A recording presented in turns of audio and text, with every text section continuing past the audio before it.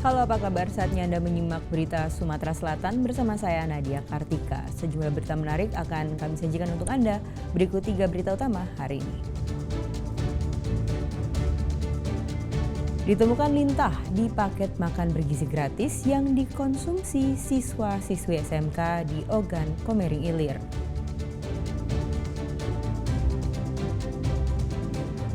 Seorang pria penjaga SPBU Mini diserang secara brutal oleh 3 orang di kawasan Seberang Ulu, Palembang.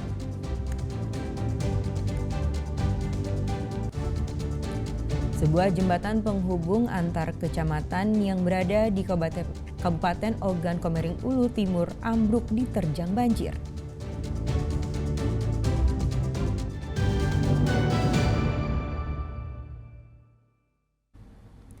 Makan bergizi gratis terus jadi sorotan. Kali ini lintah ditemukan di salah satu paket makan bergizi gratis. Meski awalnya sangat ingin menyantap menu burger itu, siswa SMK yang melihat lintah yang ada di makanannya batal menyantap. Hilang sudah selera makan saat melihat lintah bergerak di sayur selada yang merupakan bagian dari paket makan bergizi gratis. Kejadian tak menyenangkan ini dialami Anissa Rani, siswi SMK Negeri 2, Ogan Komering Ilir, Sumatera Selatan. Anissa terpaksa harus mengurungkan niatnya menyantap menu burger MBG. Rekam siapa tuh? Teman aku, Pak. Memang kejadiannya di sekolah gitu deh ya? Iya. Jadi itu yang ulet atau lintah itu masih hidup, dalam keadaan hidup ya? Iya, masih bergerak, Pak. Di mana itu ditemuinya? Di seladanya, Pak. Selada. Emang menu makannya makan apa ya? Burger. Burger dapatnya. Bukan nasi ya? Bukan. Burger ya. Ini harapannya dengan pihak MBG ini Cak Mano deh. Ini kan sudah ditemukan lintah. Kedepannya Cak Mano pengennya? Harus lebih higienis lagi. Terkait temuan lintah di menu MBG, pihak sekolah menyerahkan masalah ini ke pihak terkait dan pemerintah daerah. Terkait kejadian ini mungkin Satgas akan melakukan kunjungan ke lapangan, ke sekolah dan juga ke SPBG terkait. Anggota Dewan setempat mendesak, kebersihan makanan dalam program makan bergizi gratis benar-benar harus diperhatikan sebelum dibagikan ke sekolah.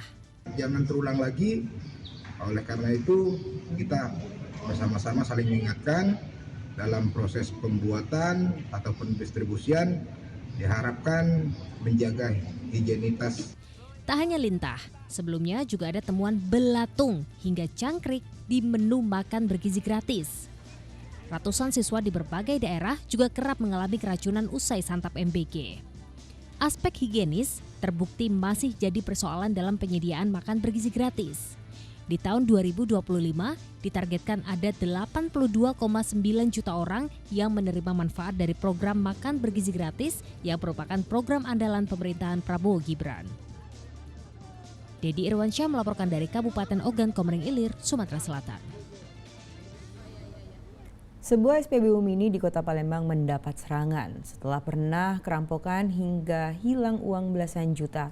Kini seorang pegawai dianiaya tiba-tiba saat beristirahat.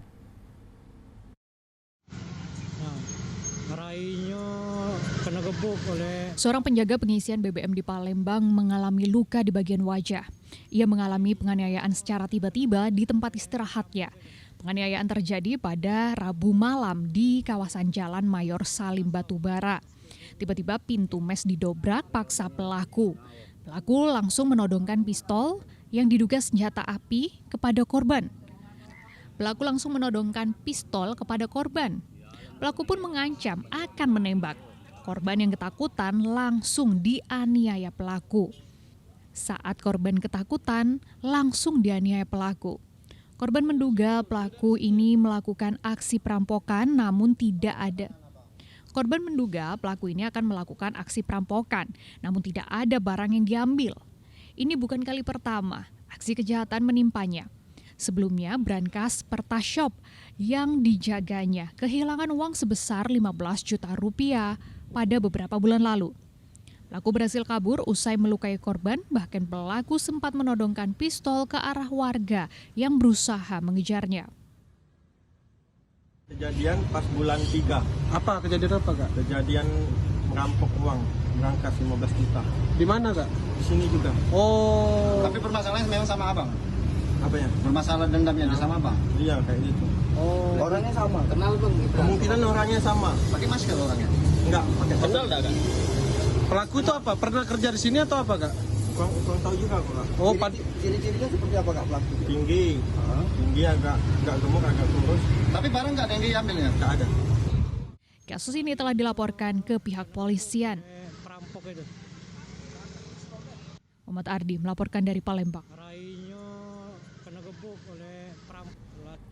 Seorang pria diserang secara brutal malam-malam meski sempat dilarikan ke rumah sakit terdekat namun korban tidak tertolong.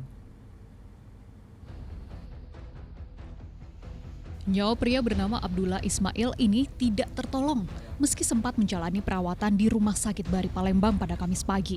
Ia menderita sejumlah luka tusukan senjata tajam pada bagian dada, kaki, dan bacokan di lengan tangannya. Luka-luka itu usai diserang oleh 3 orang pria yang dikenalnya. Peristiwa naas itu bermula saat korban tengah melintas seorang diri di lorong sepakat seberang Ulu 1. Tidak jauh dari rumahnya pada Rabu malam, tiba-tiba ketiga pelaku muncul dari kegelapan dan langsung menyerang korban dengan menggunakan senjata tajam.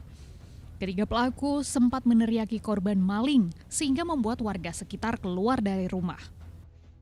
Telah terjadi pengeroyokan sehingga mengakibatkan meninggal dunia seorang korban. Kami masih melakukan pencarian terhadap pelaku. Untuk identitas masih dalam pencarian. Untuk pelaku lebih dari 1 orang. Usai menjalani otopsi, jenazah korban langsung dimakamkan oleh pihak keluarga di pemakaman kawasan seberang Ulu 1 Palembang.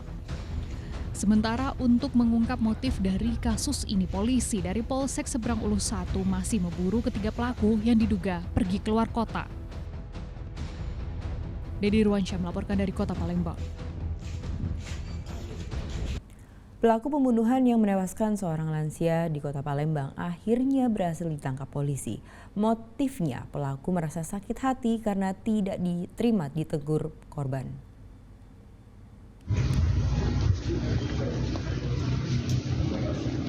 Pria ini hanya terdiam saat dihadirkan polisi di halaman Mapolsek Kertapati, Palembang pada Jumat siang.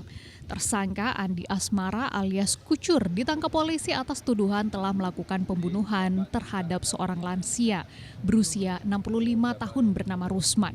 Tersangka merupakan rekan sekaligus orang yang diberi tumpangan menginap di rumah korban. Berdasarkan hasil pemeriksaan polisi, kasus ini diduga bermotifkan sakit hati karena tersangka tidak menerima telah ditegur korban saat masuk ke dalam rumah dalam kondisi tubuh yang masih basah usai mandi. Tersangka yang tersinggung lalu terlibat pertengkaran hebat dengan korban. Puncaknya, pelaku emosi mengambil sebuah bangku kayu dan menghantam tubuh korban. Dorong-mendorong, kemudian terjadilah pemukulan yang dilakukan oleh pelaku kepada korban sehingga menyebabkan hilangnya nyawa. Untuk korban dan pelaku ini sebenarnya hanya teman. Jadi kok pelaku ini sudah kurang lebih 3 bulan menginap di rumah korban.